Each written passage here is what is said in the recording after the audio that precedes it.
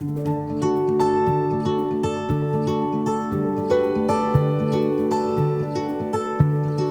now, it is my pleasure to turn the podium over to the design team, starting with Will Purvis. He's the principal of Hayes Barton Place and Liberty Senior Living. Well, got that wrong. Sorry, Will. Principal of Liberty Senior Living, and he will kick us off. Thank you for being here. Thanks, Donna. Appreciate all of y'all being here today. My name is Will Purvis. I'm the president of Liberty Senior Living. Liberty is a family-owned, operated company. This is up on the screen. You'll see many members of the team, and hard to believe, but this isn't everyone. You're going to hear today from our architect, LS3P. Chris Boney's here. They've worked with us on several projects like Hayes Barton Place, and then Frank Liggett, who's the landscape architect, along with Withers and Ravenel. You'll be hearing from him as well. So on the screen here is 4 projects that Liberty's recently completed and that we're operating that are similar in scope and scale to Hayes Barton Place. First one is the first one of these projects that communities that we've developed. It's Carolina Bay at Autumn Hall, which is in Wilmington. It's a life plan community. It has independent living and a healthcare center with assisted living, memory care, and skilled nursing. The next one that we did was South Bay at Mount Pleasant, just outside of Charleston. We opened that community about 3 years ago, was the final CO there. The next one is Templeton of Cary. That's a community we finished in July of last year. So we just opened that one, and then finally as the Barclay at South Park, we just opened that community in January. So those are, these are communities that we build and run. We've we have others that we own and run, but these are very similar products to what we're building here. Next, I'm going to turn it over to Sandy McNeil, who's going to talk a little bit about the history of Liberty Senior Living, but also Liberty Healthcare Group, which is our parent company. Thank you, Will. I'm Sandy McNeil. My brother Ronald McNeil, who was up on the slide there earlier, was not able to be here today. He had a family emergency. He would like to have been here and extends his welcome to everyone. We are a pharmacy family from Whiteville, North Carolina. Started business in 1875 in Charlotte, and they moved up to Whiteville and opened that drugstore around 1900. And I'm a pharmacist, went to Chapel Hill, and my sister did. And so we branched out. I started branching out about 50 years ago from pharmacy into medical equipment, and then as years went by, we got into all the other facets of post-acute care. So we have a fairly large company now that operates from Wilmington, North Carolina, with about 40-some locations, 45 locations around North and South Carolina that we have assisted living, independent living, nursing homes, home care, hospices, pharmacies, medical equipment businesses, and other associated businesses to our overall company. But we came from the healthcare world. We live in the healthcare world, but we saw an opportunity to get into independent living, and that be a very, and carry on in the world of independent living, all the services that we have when they're necessary, but not have them there if you don't need them. So as time came on, Will came on board and married my daughter, one of my daughters, and said, "Gee, why don't you build some more of these projects?" And I said, "That's a great idea. Why don't you go do that, Will?" And so he did. And so I'm here to support them. They have the senior living group is a part of our overall company. All of our services work together. We, as I've said again, we own our own company. We're a family business in North Carolina. All the family members are involved in it. We have no exit plan. We have no plan like that. When I pass on, then one of them takes over, and that's our plan. So we plan to always be here and continue to serve our state with healthcare needs and other senior services needs. Anyway, it's a pleasure to be here today. Thank all of you for coming. I just want to assure you that the people that are behind this are real people that live in North Carolina that are involved with the business and will always be here. Thank you. So of all the projects that we've done in the or communities that we've done in the past 12 years, this one's very exciting for me personally. When my wife and I moved to Wilmington 12 years ago, we lived right across the street at 2421 Glenwood. As a kid, my grandmother's house was on the corner of Woodland and Fairview across from the Methodist Church. So I grew up riding my skateboard down to the Piggly Wiggly, and I got very fond memories of the time I spent here doing that. I have been talking with Gordon Grubb about this site since I left Raleigh to come and work with Liberty 12 years ago. I was in commercial mortgage banking, finance and properties with Gordon about the time that he bought this site. So him and his partners, Tim Clancy and his brother and the Williams, are true partners with us on this. We're very excited to be working with them, to be integrating into their mixed-use community. So, and with that, I'm going to turn it over to Chris Boney with LS3P, who's going to talk through some of the architectural elements. Thank you, Will. Good morning, everyone. My name is Chris Boney. I'm another Wilmington person, along with Will and Sandy. And I, too, come from a family business. My grandfather was an architect. He started our firm in 1922 in Wilmington. And my father and brother and all of us are in it. So we know about family businesses, and when Sandy talks about his family, it is true. It's a family affair, and they hold things close, and they're a great group to work with, but also they hold all their properties, for forever, and they treat everybody like a family. So they're great folks to work with. I also would just note before I get started that I'm wearing my NC State tie today. So if anybody watched the baseball game last night, if anybody went to state, then we're celebrating today. Go Pack! I went to NC State for to the School of Design back in the early 90s, and then to UVA for my master's degree, and then came home to the family company and had the privilege of beginning work with Sandy and Will and their family about 8 years ago when we did the Carolina Bay project in Wilmington, which is now where my mother lives, as well as my in-laws. So I've learned what I did wrong. They will let me know, and they do. So hopefully we've learned from all those mistakes on this, which was really so exciting for me, because this is about the 10th project we worked on, Will, and this one really is sort of the culmination of all the things we've learned over that time.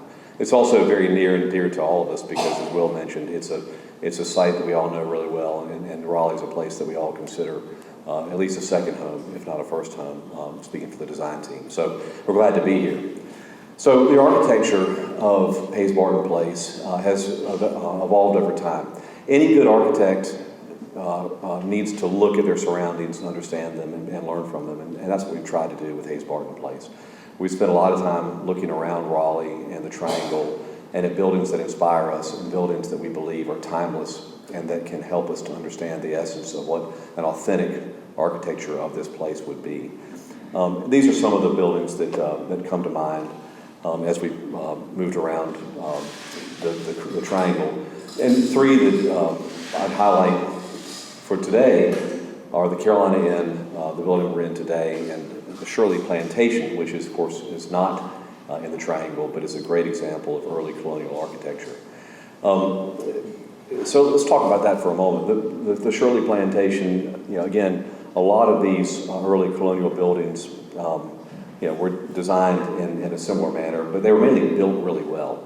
A lot of the details, the pieces that you pick up on this architecture, or the Flemish bond pattern predominantly, the water tables that they incorporated into the design, the really well proportioned window placement, everything is very thoughtful and well done. jack arches over the windows instead of kind of, cheap builder arches. So we try to take a lot of these things and details into consideration as we develop the architecture.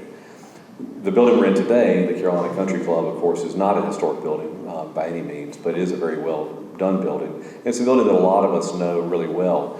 It's also a place of hospitality, which in essence is what Hayes Barton Place will be. In addition to being a home and a residence, it's a place where you're going to entertain and be entertained. And we need to keep that in mind. So a lot of the ways and the functions that a building like this works really come into play with Hayes Barton Place. And finally, the Carolina Inn. When we began looking around at what are buildings that people know, that inspire, that have been a place of hospitality, that are timeless, the Carolina Inn really came to mind. Even though it's in Chapel Hill as a state grad, it pains me to say, but it's a pretty great building, and certainly one that a lot of us have been in before. It was designed by a man named Arthur Cleveland Nash, though. And Arthur Nash was a very interesting person because he wasn't from here, but he worked for McKim, Mead, and White Architects in New York City. Anybody who's a student of architecture knows McKim, Mead, and White were really sort of the grandparent architects of many of the firms in the New York area and really across the East Coast for many decades. They were around predominantly between the late 1880s through the early to middle part of the 20th century. And they're responsible for a lot of the great clubhouse design and hospitality design and grand homes that you see up and down the East Coast. A lot of the Hamptons, houses and Shinnecock Hills golf course and those types of things were done by McKim, Mead, and White. So we are sort of the recipient of that history in the Raleigh and Triangle area, and we tried to sort of draw a little bit of a thread to what they had done in places like the Carolina Inn. So Arthur Nash moved down here to oversee the Carolina Inn for Johns Front Hill. In 1924 it was completed, and then Mr. Hill gave it to the university soon after completion. And then Mr. Nash stayed in the Triangle and did a number of buildings around Durham and Raleigh area over the years. And so this is the direction we've been headed in for the architecture here. We try to be very thoughtful about how it's evolved, and you pick up elements of some of the buildings I spoke about earlier in the building. But what I would point out is a few things. We tried to bring the scale of this down with the dormers on the front, so it feels a little bit more like a hospitality place. There's a generous portico and front entrance when you come up to the building. As you arrive, the porte cochere is going to give you a sense of arrival and grandeur to a point. But also things like the balconies are done in such a way that they're not ad hoc. It's been very thoughtful in the way we tried to place elements of the architecture around the building, so that when you get there, it's somewhat timeless, and we hope very timeless, and that as this thing evolves and gets built, that it'll be a place you can all be proud to call home, because that is truly what it is. So this is a computer rendering stuck into an actual aerial. I don't know how they do this, but they do it, and it looks pretty good. I would not take credit for this. Andrew Jameson is our project manager and lead architect on the project that I've been working with, and Andrew's in the back of the room and is really the brainchild behind a lot of this imagery. But to orient you really quickly, on this image, you can see, of course, Oberlin going past here in the foreground. There's the middle school next door. Of course, North Hills in the far background over here.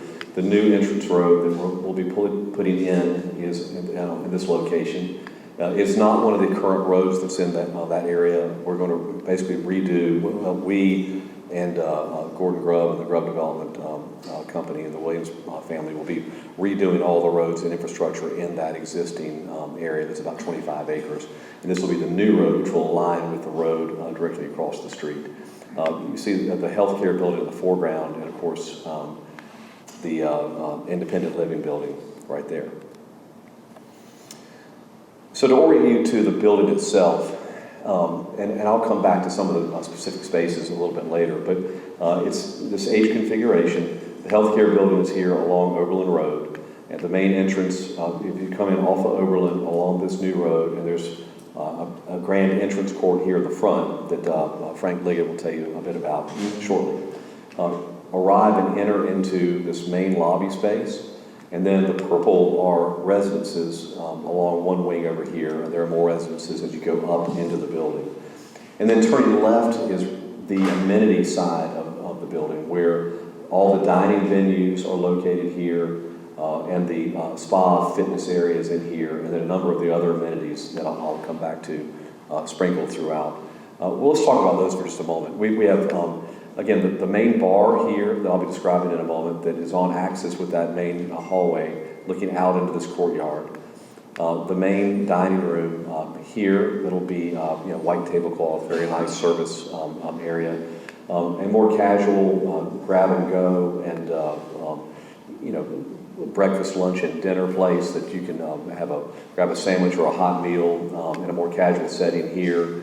And then we have an outdoor bar and dining area on this side overlooking the croquet lawn. And then a club room at the very top that is available to be reserved for private parties, birthday parties, events. And that's a very nice space where you could host a dinner party or a birthday party for your grandchildren or your spouse if you'd like to do that. On the fitness wing down here, we have the big indoor pool at the end with all the wet spaces, locker rooms, storage, and the fitness center director that's located there. Fitness center room there with treadmills and stationary bicycles, all that type of thing. A group activity room here where they'll do aerobics and stretching and different types of activities, and a hair salon and spa there where they do manicures, pedicures, hair, etc. In that area.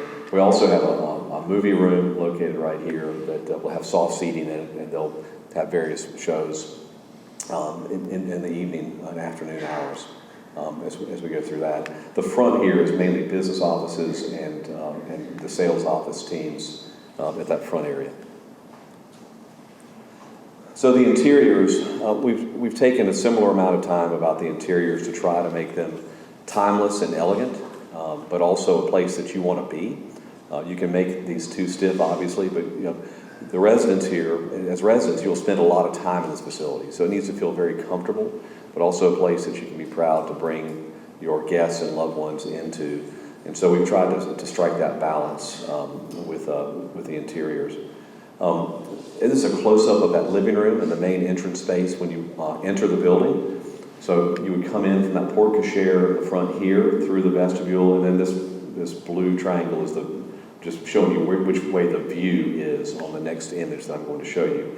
We have a concierge and a receptionist desk in that area, and the foyer is really where you get oriented to the overall building, with the residence wings to the right, the amenities center and dining over to your left, and then this sort of grand view through into the interior courtyard where we have different activities that we'll talk about in a moment. Lots of natural light and glass, and this also serves as kind of a staging area or a sitting room prior to an event.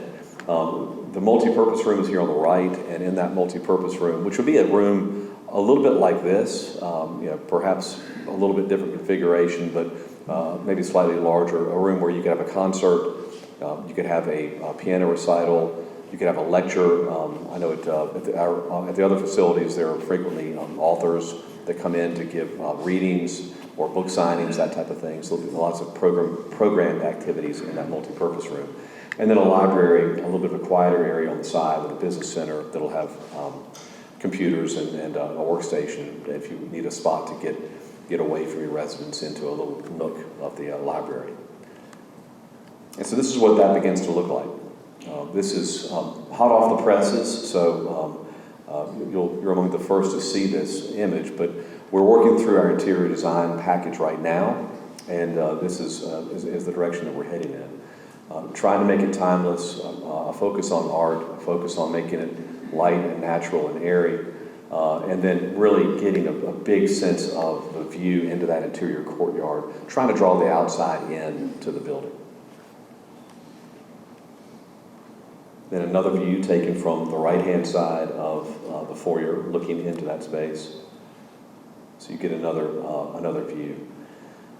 We've raised the ceilings in that in the central space, so we have 20-foot tall ceilings and a great view looking down toward the bar and the dining facility in the background along that axis there. Some more interior design precedents for that bar and lounge and dining facilities.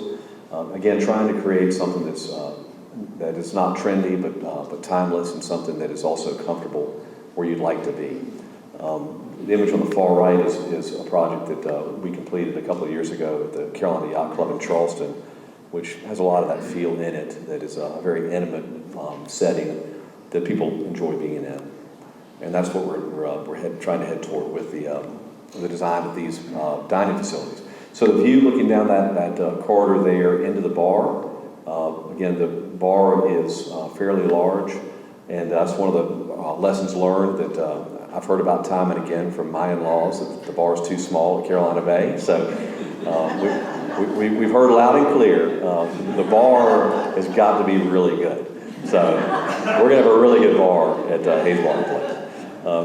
And that's what this is going to look like. Again, these are in progress, but we're trying to create something that is very special for Hayes Barton Place. This is, I'm really excited about the direction this thing is taking. We're looking at lots of warm woods, make it a comfortable area, but also a place that isn't like a typical bar. Some of the things that are unique about this is you'll notice in the background, you don't see a back bar full of liquor bottles and TVs and junk.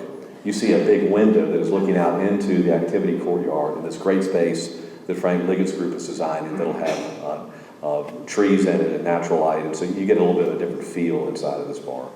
Another thing is we've incorporated a slightly lower bar than a typical bar at a restaurant, and that makes it easier to sit and get in and out of the chairs, so that you really have a little bit more intimate feel, but also it's just a very practical way to make it more comfortable for people to get in and out of.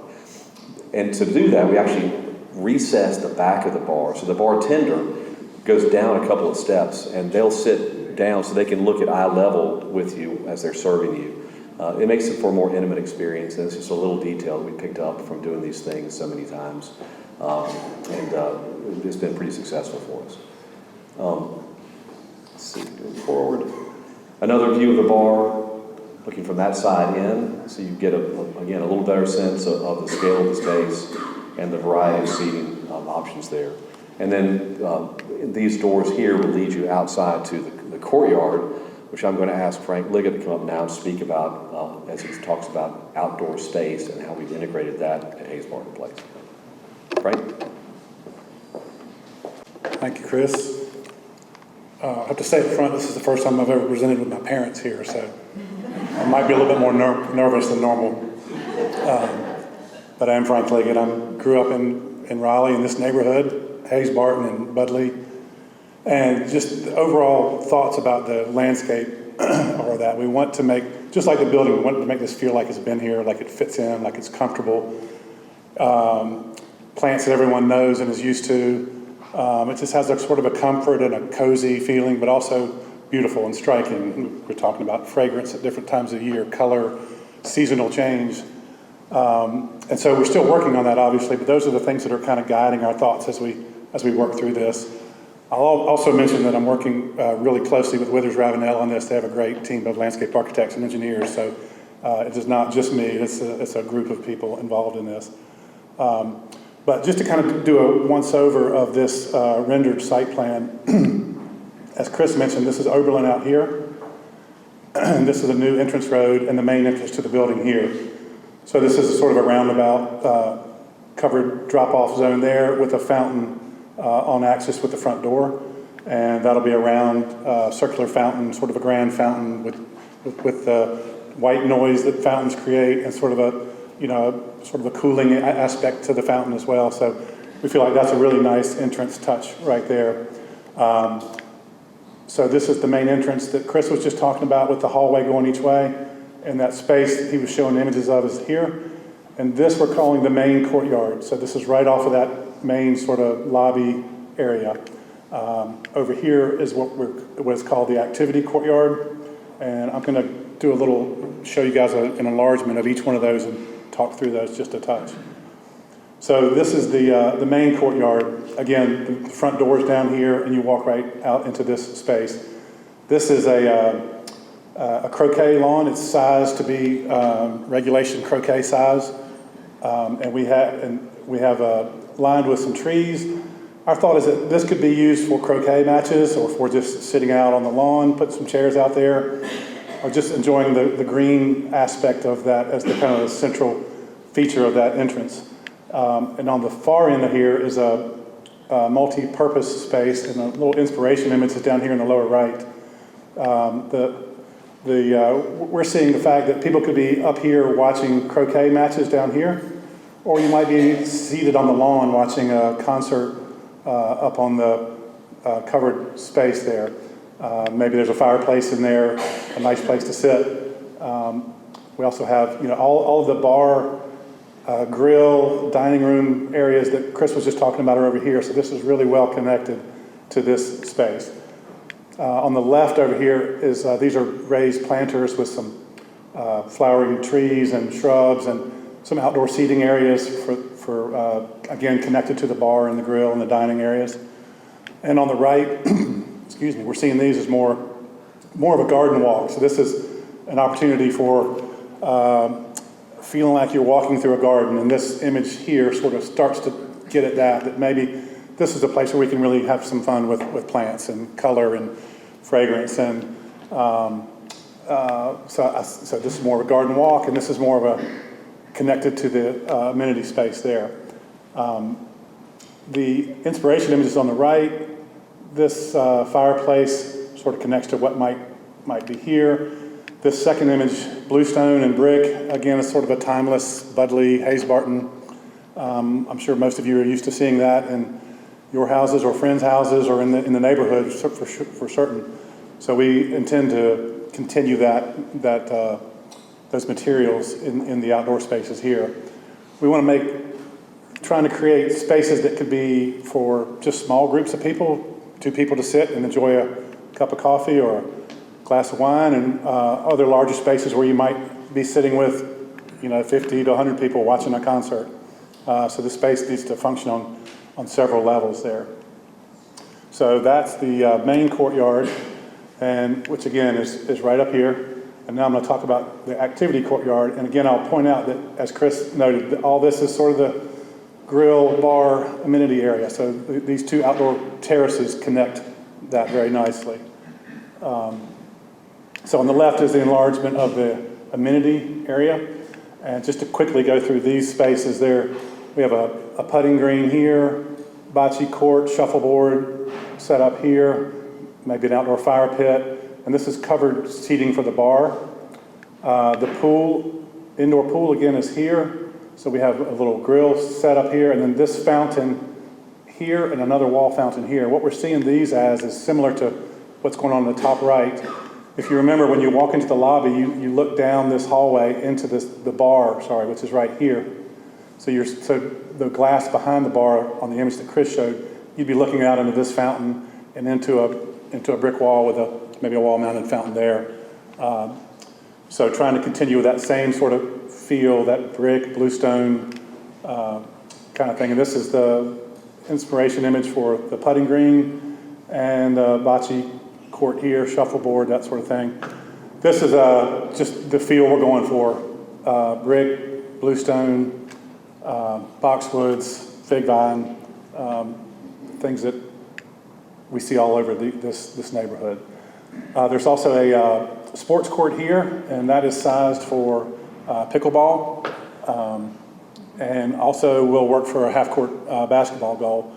You can see that this wall I mentioned here sort of separates this from this more outdoor. This might be an exercise area coming from the pool. There might be people grilling, seating out here. So we're trying to give a little bit of separation from the sports court to the rest of the place, but we don't want to make it feel like the goal is to make this feel very garden-like. So there's a lot of elements in here, as you can see, but we're trying to make it have this feel that it's still inviting and a place you would like to be. It'd be nice, I think, to be out here, watch your friends on the putting green or on the shuffleboard court.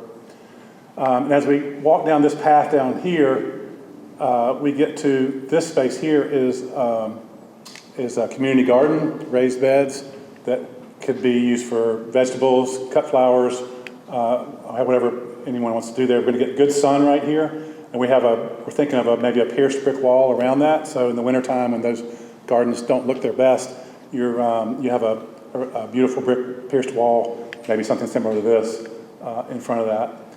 We also have a brick wall along the sidewalk here. Again, Oberlin's over here, and this is the main road that gets you into the front door.